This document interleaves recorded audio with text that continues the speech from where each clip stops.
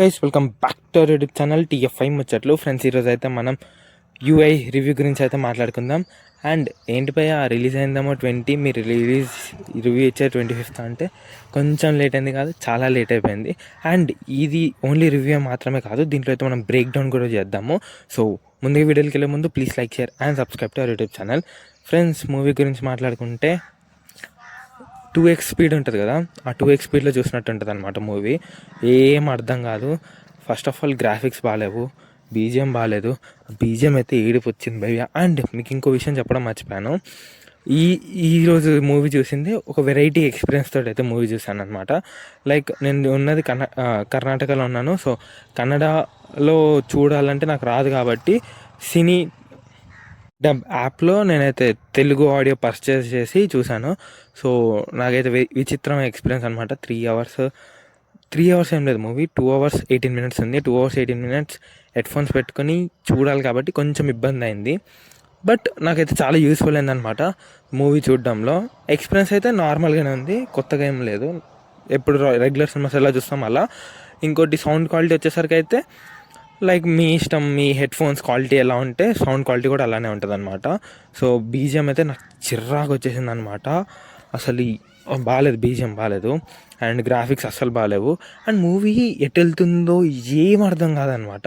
ఇద్దరు అంటారు, అటు నుంచి ఇటు తిప్పుతారు, ఇటు నుంచి అటు తిప్పుతారు, అసలు ఏం అర్థం కాదు మూవీ. వాళ్ళు ఒకటి అనుకున్నారు, ఒక మెసేజ్ ఇద్దామని, బట్ ఆ మెసేజ్ ఎవరికి అర్థం కాదు. లాస్ట్ 10 minutes ట్రైలర్లో మీరు చూపించారు కదా, అది లాస్ట్ 10 to 15 minutesలో ఆ సీన్స్ పడతాయి అనమాట. అంటే మిగతా సినిమా అంతా వేరే దాని మీద అయితే తిరుగుతూ ఉంటుంది. లాస్ట్ 15 minutes అప్పుడు అదంతా చూపిస్తారు. ట్రైలర్ కట్లు ఎలా ఉంది, ట్రైలర్ సీన్స్ అయితే పడతాయి అనమాట అప్పుడు, లాస్ట్ 15 minutes అప్పుడు. అండ్ దాని తర్వాత ఉపేంద్ర డైరెక్టర్ ఫేస్ మొహం అండ్ కల్కి మొహం ఇద్దరు కన్వర్జేషన్ ఉంటుంది అనమాట. అక్కడ అర్థమవుతుంది మీకు స్టోరీ.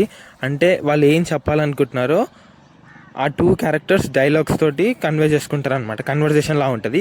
అప్పుడు మీకు అర్థమవుతుంది, ఓహో సినిమా దీని గురించి తీద్దాం అనుకున్నారా అని. ఎందుకంటే సినిమా మొత్తం ఏం చూపించరు మీకు. వాళ్ళు అనుకున్న మెసేజ్ మీద అయితే సినిమా అస్సలకే ఉండదు. అటు తిప్పుతారు, ఇటు తిప్పుతారు, ఇటు తిప్పుతారు, అటు తిప్పుతారు. సో నాకైతే అంతేం అనిపించలేదు. నేను ఇప్పటివరకు ఇదే మా ఉపేంద్ర గారి ఫస్ట్ ఫిలిం నేను చూడ్డము. టోటల్లీ డిసప్పాయింటెడ్ అనిపించింది. అండ్ చెవు పోట్లు కూడా వచ్చాయన్నమాట, ఎందుకంటే ఆ బీజిఎంకి, ఆ బ్యాక్గ్రౌండ్ స్కోర్కి. ఇంకా సాంగ్స్ గురించి మాట్లాడుకుంటే సాంగ్స్ యాజ్ యూజువల్ వరస్ట్గానే ఉన్నాయి. అండ్ ఇప్పుడు బ్రేక్ డౌన్ చేద్దాం. అండ్ దీంట్లో 2 characters ఉంటాయి. ఒకటి వచ్చేసరికి అయితే కల్కి, ఇంకోటి వచ్చేసరికి అయితే సత్యం అనమాట. సో ఈ 2 characters ఉంటాయి కదా. సో ఇప్పుడు మనం ప్రజెంట్ జరిగేది కల్కి అనమాట. అంటే కలియుగము అన్నట్టుగా చూపిస్తారు. సో ఈ కలియుగంలో లైక్ హీరోస్కి, క్రికెటర్స్కి ప్రేయర్ ఎక్కువ చేస్తారు. అండ్ మతాలు, కులాలు, క్యాస్ట్, చిన్నోడు పైనోడు అనుకుంటూ తిరుగుతారు. ఫీలింగ్ ఇవన్నీ అయితే ఎక్కువ ఉంటాయి అన్నమాట. ఇది చూపిస్తారు. అండ్ సత్యయుగం అంటే సత్యం, అంటే దీని తర్వాత సత్యయుగం ఉంటుంది.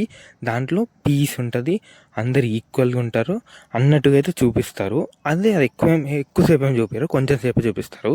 సో ఇందులో వచ్చేసరికి అయితే 2 characters అయితే లీడ్ చేస్తారనమాట. ఒకటి వచ్చేసరికి అయితే సత్యం క్యారెక్టర్, ఇంకోటి వచ్చేసరికి అయితే కల్కి క్యారెక్టర్. అండ్ కల్కి వచ్చేసరికి అయితే ఉపేంద్ర క్యారెక్టర్ని అయితే ఒక బంధించి ఉంచుతాడనమాట. తననైతే సత్యం రిఫరెన్స్లో చూపిస్తారు. అండ్ ఉపేంద్రని వచ్చేసరికి అయితే కల్కి యుగం రిఫరెన్స్లో చూపిస్తారు. సో సత్యం కల్కిలో ఒక బంధిస్తాడు కదా, సో అక్కడ నుంచి తప్పించుకొని అయితే వస్తాడనమాట. అప్పుడు ఆ బంధించిన దాంట్లో ఉట్టి సత్యం ఒక్కడే ఉంటాడు అనమాట. చాలా జనాలు అయితే ఉంటాడు. అప్పుడు ఒక డైలాగ్ అయితే అంటాడనమాట, లైక్ ఎవరు కాపాడలేరు, ఎవరికి వాళ్ళే కాపాడుకోవాలి, ఎవరికి వాళ్ళే తప్పించుకోవాలి అని అయితే చూపిస్తుంది అనమాట. దీని రిఫరెన్స్ ఏంటిదంటే, ఇప్పుడు కలియుగంలో ఎవరైతే మంచి పనులు మంచిగా అందరితో మంచిగా ఉంటారో, ఇందాక చెప్పిన టర్మ్స్ అన్నీ పాటించకుండా ఉంటారో వాళ్ళే సత్యం కాలంలోకి వెళ్తారు, వాళ్ళే హ్యాపీగా ఉంటారు అన్నట్టుగా అయితే చూపించాడు అనమాట. సో సత్యం కాలం ఉంటుంది అన్నట్టుగా అయితే చూపించారు. ఈ ప్లాట్లను చూసేసరికి అయితే చాలా బ్రిలియంట్గా అనిపిస్తుంది కదా, కానీ సినిమాలలో అయితే ఇది ఇంత నీట్గా అయితే చెప్పారనమాట. సో 2x స్పీడ్లో అయితే ఉంటుంది. ఒకవేళ మీరు ఇప్పటివరకు చూడకపోయింటే మూవీ ఒక ట్రయల్ అయితే ఇవ్వచ్చు. నేను వచ్చే రేటింగ్ వచ్చేసరికి అయితే 5కి 2.1. ఒకవేళ మీరు మూవీ చూస్తుంటే మీకు ఎలా అనిపించిందో, అండ్ మూవీ చూసిన అర్థం కాకపోయి ఉంటే ఇది చెప్పాను కదా, ఈ వీడియో చూసేసేయండి. So please like, share and subscribe to YouTube channel. Thanks for watching.